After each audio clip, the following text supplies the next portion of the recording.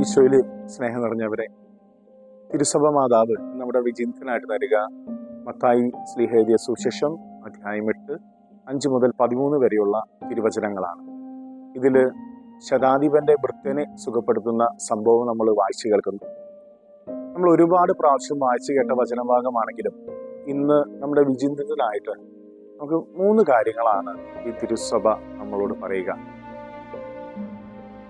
മലയിൽ പ്രസംഗം കഴിഞ്ഞ് ഈശോ ഒരുപാട് രോഗികളെയും പിശാചുബാധിതരെയും ഒക്കെ സുഖപ്പെടുത്തിക്കൊണ്ട് താഴ്വാരങ്ങളിൽ സഞ്ചരിക്കുമ്പോഴാണ് ശതാധിപൻ അദ്ദേഹത്തിന്റെ പരിവാരത്തോടു കൂടെ വന്ന് ഈശോയുടെ അടുത്ത് വന്ന് തന്റെ ഭൃത്യനെ സുഖപ്പെടുത്തണമെന്നുള്ള കാര്യം ആവശ്യപ്പെടുക. ഇതിനു മുമ്പ് ഈശോ ഒരാളെ പോലും അകലങ്ങളിൽ ഇരുന്നു കൊണ്ട് അല്ലെങ്കിൽ അകലെയുള്ള ഒരാളെയും സുഖപ്പെടുത്തിയിട്ടില്ല. എങ്കിലും ഈശോ രോഗശാന്തി നൽകുന്ന സംഭവങ്ങളൊക്കെ അറിഞ്ഞ് ഈ ശതാധിപൻ വന്ന് തൻ്റെ ഭവനത്തിലായിരിക്കുന്ന തൻ്റെ ദാസനെ സുഖപ്പെടുത്താനായിട്ട് ഈശോയോട് ആവശ്യപ്പെടുകയാണ്. ഈശോ അവൻ്റെ ഭവനത്തിലേക്ക് വരാം എന്ന് പറയുമ്പോൾ അങ്ങൊരു വാക്കുച്ചരിച്ചാൽ മാത്രം മതി എൻ്റെ ദാസൻ സുഖപ്പെടുമെന്നുള്ള ഒരു വിശ്വാസ പ്രഖ്യാപനം ശതാധിപൻ ചെയ്യുകയാണ്. ഒന്നാമതായിട്ട് അധികാരത്തെക്കുറിച്ചുള്ള ഒരു ബോധ്യം ശതാധിപനുണ്ടായിരുന്നു. താൻ ആരാണെന്നും തൻ്റെ അധികാരങ്ങൾ എന്തോരമുണ്ടെന്നും അതുപോലെ തന്നെ അദ്ദേഹത്തിന്റെ ലിമിറ്റേഷനും പരിമിതികളും അദ്ദേഹത്തിന് അറിയാമായിരുന്നു. എന്നാൽ ദൈവത്തിന്റെ അധികാരത്തെയും ദൈവത്തിന് പരിമിതികളില്ല എന്നുള്ള തിരിച്ചറിവാണ് അവന്റെ ഭവനത്തിൽ അകലെയായിരിക്കുന്ന തന്റെ ദാസനെ സുഖപ്പെടുത്താൻ കർത്താവിന് കഴിയുമെന്നുള്ള ബോധ്യവും ഉത്തമ വിശ്വാസവും അവനുണ്ടായിരുന്നു. സ്നേഹമുള്ളവരെ, നമുക്കും ഒരുപാട് കഴിവുകളുണ്ട്. നമ്മൾ പല കാര്യങ്ങൾക്ക് പ്രാപ്തിയുള്ളവരാണ്. എങ്കിലും നമ്മൾ നമ്മുടെ അധികാരത്തെയും ശക്തിയെയും ഒക്കെ തിരിച്ചറിയണം. നമ്മുടെ പരിമിതികളെയും നമ്മൾ തിരിച്ചറിയണം. പല കാര്യങ്ങളും മറ്റുള്ളവരെ ഇടപെടുത്തുന്നത് വഴിയോ അല്ലെങ്കിൽ അതിലുപരിയായി ദൈവത്തിനെ ഇടപെടുത്തുന്നതിൽ വഴിയായിട്ടാണ് നമുക്ക് പല കാര്യങ്ങളും നമ്മുടെ ജീവിതത്തിൽ ലഭിച്ചു കിട്ടുക. നമ്മുടെ പ്രാർത്ഥനകളൊക്കെ അങ്ങനെയാണ്. നമ്മൾ നമ്മുടെ കഴിവിൽ ആശ്രയിച്ച് നമ്മൾ അഹങ്കരിച്ച് നമ്മളൊരു കാര്യം ചെയ്യുമ്പോൾ തീർച്ചയായിട്ടും അതിനൊരു ഉത്തരം ലഭിക്കില്ല. എങ്കിൽ ദൈവത്തിനും മറ്റുള്ളവർക്കും അതിനൊരു സ്ഥാനം കൊടുത്തു കഴിഞ്ഞാൽ, എളിമയിൽ ഊന്നിക്കൊണ്ട് അവർക്കൊരു അവസരം കൊടുത്തു കഴിഞ്ഞാൽ തീർച്ചയായിട്ടും ഒരുപാട് അത്ഭുതങ്ങളും സൗഖ്യങ്ങളും നമ്മുടെ ജീവിതത്തിൽ ഉണ്ടാകും. അതാണ് ഒന്നാമത്തെ ചിന്ത. നമ്മുടെ അധികാരത്തെയും നമ്മുടെ ശക്തിയെയും നമ്മുടെ പരിമിതികളെയും മനസ്സിലാക്കുന്നതോടൊപ്പം ദൈവത്തിൻ്റെ വലിയ അധികാരത്തെയും ശക്തിയെയും അവന് പരിമിതികളില്ല, അവന് കുറവുകളില്ല എന്നുള്ള തിരിച്ചറിവ് നമ്മുടെ വിശ്വാസത്തെ ആഴപ്പെടുത്തുന്നു. രണ്ടാമതായിട്ട് വചനത്തിന്റെ ശക്തിയെക്കുറിച്ച് തിരുവചനം നമ്മളെ ഓർമ്മപ്പെടുത്തുന്നു. ഈ ഒരു വാക്ക് മാത്രം ഉച്ചരിച്ചാൽ മതി എൻ്റെ ദാസൻ സുഖപ്പെടുമെന്ന് ഈ ശതാധിപൻ പറയുമ്പോൾ ദൈവത്തിന്റെ വാക്ക് ഇല്ലായ്മയിൽ നിന്ന് എല്ലാം ഉണ്ടാക്കിയവന്റെ വചനമാണെന്നുള്ള തിരിച്ചറിവാണ് അവനിതിലേക്ക് നയിച്ചത്. ദൈവത്തിന്റെ വാക്ക് സൃഷ്ടിക്കുന്ന വാക്കാണ്, വളർത്തുന്ന വാക്കാണ്, രക്ഷിക്കുന്ന വാക്കാണെന്നുള്ള വചനമാണെന്ന് അവൻ തിരിച്ചറിഞ്ഞു. സ്നേഹമുള്ളവരെ, ഇന്ന് നമ്മൾ മറ്റുള്ളവരോട് സംസാരിക്കാൻ നമ്മൾ ഉദ്ദേശിക്കുന്ന വാക്കും വചനമൊക്കെയും മറ്റുള്ളവരെ വളർത്തുന്നതാണോ അതോ തളർത്തുന്നതാണോ? സ്നേഹമുള്ളവരെ, തളർത്താതെ മറ്റുള്ളവരെ വളർത്തുന്നതാകട്ടെ നമ്മുടെ ഇന്നത്തെ വാക്കുകളും വചനങ്ങളൊക്കെ.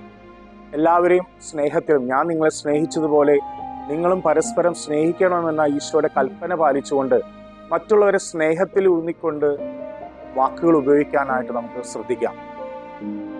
അപ്പൊ നിന്റെ വചനങ്ങൾ ശക്തിയുള്ളതായി തീരും. വചനത്തിൽ അധിഷ്ഠിതമായിട്ട് ജീവിക്കുന്നതിലൂടെ നിന്റെ വിശ്വാസത്തെ ആഴപ്പെടുത്തുവാനും അതിലൂടെ ഒരുപാട് സൗഖ്യവും ഒരുപാട് അത്ഭുതങ്ങളും നിന്റെ ജീവിതത്തിലും നീയുമായി ബന്ധപ്പെട്ട് കിടക്കുന്നവരുടെ ജീവിതത്തിൽ ഉണ്ടാകാനായിട്ടും നമുക്കതുകൊണ്ട് സാധിക്കും. മൂന്നാമതായിട്ട് ആഴമേറിയ വിശ്വാസത്തിന് ഉടമയായ ശതാധിപനെ പോലെ നമ്മളും ആഴമേറിയ വിശ്വാസത്തിന് ഉടമകളാകണം.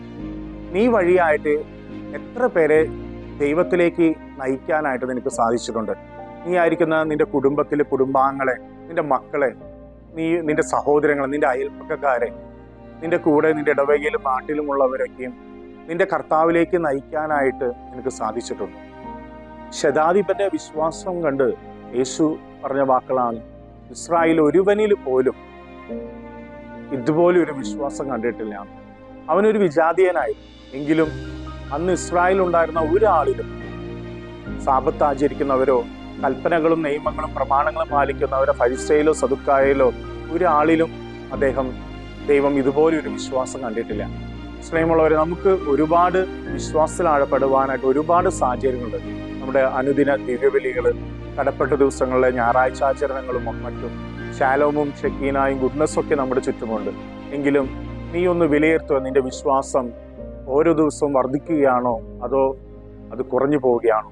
നിന്റെ വിശ്വാസത്തിൽ ആഴപ്പെടുവാനുള്ള മാർഗങ്ങളൊക്കെ നീ സ്വീകരിക്കുക. തീർച്ചയായിട്ടും ശതാധിപന്റെ മാത്രം കാര്യം നോക്കിയാൽ മതി, അവന്റെ ദാസന്റെ കാര്യം നോക്കണ്ട. പക്ഷെ അവനിലും താഴെയുള്ളവന്റെ ഒരു കാര്യത്തിന്, അവന്റെ രോഗശാന്തിക്ക് വേണ്ടി കർത്താവിന്റെ അടുത്ത് വന്ന് അവൻ എളിമപ്പെട്ടു നിന്നതുപോലെ എല്ലാവരെയും പരിഗണിക്കാനും, നിന്റെ ചുറ്റുമുള്ളവരെ, നിന്റെ കുടുംബത്തിലുള്ളവരെ, നിന്റെ അയൽപ്പക്കങ്ങളിലുള്ളവരെയൊക്കെ പരിഗണിക്കാനും അവരുടെ ആവശ്യങ്ങളിൽ ഇടപെടാനുമുള്ള കൃപയ്ക്ക് വേണ്ടി നമുക്ക് പ്രാർത്ഥിക്കാം.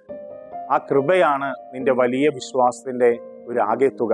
അതുകൊണ്ട് സ്നേഹമുള്ളവരെ, നിന്റെ വിശ്വാസത്തിൽ ആഴപ്പെടുവാനും മറ്റുള്ളവരെ പരിഗണിക്കാനും ദൈവത്തിന്റെ വചനത്തിൽ അതിൻ്റെ ശക്തി തിരിച്ചറിയുവാനും നിന്റെ വാക്ക് മറ്റുള്ളവരെ തളർത്താതെ വളർത്താനുള്ളതായിട്ട് തീരട്ടെ എന്ന് പ്രത്യേകമായിട്ട് പ്രാർത്ഥിക്കുന്നു. പിതാവിൻ്റെയും പുത്രൻ്റെയും പരിശുദ്ധാത്മാവിൻ്റെയും നാമത്തിൽ ആമേൻ. നമ്മുടെ കർത്താവ് ഈശോ മിശിഹായുടെ കൃപയും പിതാവായ ദൈവത്തിന്റെ സ്നേഹവും പരിശുദ്ധാത്മാവിന്റെ സഹവാസവും നാം എല്ലാവരോടും കൂടെ ഉണ്ടായിരിക്കട്ടെ, ഇപ്പോഴും എപ്പോഴും എന്നേക്കും. ആമേൻ.